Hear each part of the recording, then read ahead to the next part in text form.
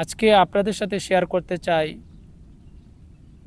কিভাবে আমরা মানুষের সাথে ডিলিং করব, তার শৈল্পিক শিক্ষা আল্লাহ সুবহানাহু ওয়া তাআলা কোরআনে কারিমে 3টি বাক্যের মধ্যে উল্লেখ করে দিয়েছেন চমৎকারভাবে। How to deal with others, কীভাবে মানুষের সাথে আমরা আচরণ করব তা সুন্দরভাবে কোরআনে কারিমে আল্লাহ তাআলা 3টি বাক্যে উল্লেখ করেছেন। আল্লাহ তাআলা বলেছেন, খুযিল আফওয়া ওয়া'মুর বিল উরফ ওয়া আ'রিদ আনিল জাহিলিন। 1 নম্বর, আপনি ক্ষমা করার অভ্যাস করুন, মানুষকে ক্ষমা করুন, ক্ষমাকে আপনি গ্রহণ করুন।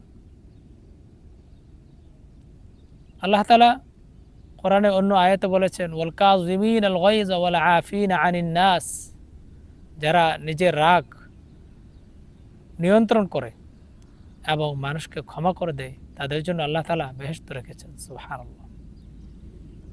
আর 2 নম্বর হচ্ছে ওয়া'মুর বিল উরফ, মানুষকে সৎ কাজের আদেশ দিন, ভালো কাজের আদেশ দিন। আর 3 নম্বর, ওয়া আ'রিদ আনিল জাহিলিন, জাহেল মূর্খ তাদের থেকে দূরে থাকুন, তাদের কথায় অনেক কিছু বলবে, সব কিছুই আপনি কর্ণপাত করবেন না। এই ক্ষেত্রে আল্লাহ তাআলা ইবাদুর রহমান, যারা রহমানের বান্দা, তাদের বৈশিষ্ট্য উল্লেখ করেছেন। ওয়াইদা খাতাবাহুমুল জাহিলুনা ক্বালু সালামা, যখন তাদেরকে জাহিল মূর্খ লোকেরা কিছু বলে তখন তারা তাদেরকে সালাম বলে, অর্থাৎ তাদের প্রতি ভ্রুক্ষেপ করে না। এক হাদিসে নবী করিম সাল্লাল্লাহু আলাইহি ওয়াসাল্লাম এই উত্তম চরিত্রের কথা সুন্দরভাবে উল্লেখ করেছেন। রাসূলুল্লাহ সাল্লাল্লাহু আলাইহি ওয়াসাল্লাম বলেছেন, সিল মান কাতাআকা ওয়া'ফু আম্মান যালামাকা ওয়া আহসিন ইলা মান আসাআ ইলাইক। সিল মান কাতাআক, যে আপনার থেকে সম্পর্ক ছিন্ন করে আপনি তার সাথে সম্পর্ক বজায় রাখুন, সম্পর্ক টিকিয়ে রাখুন।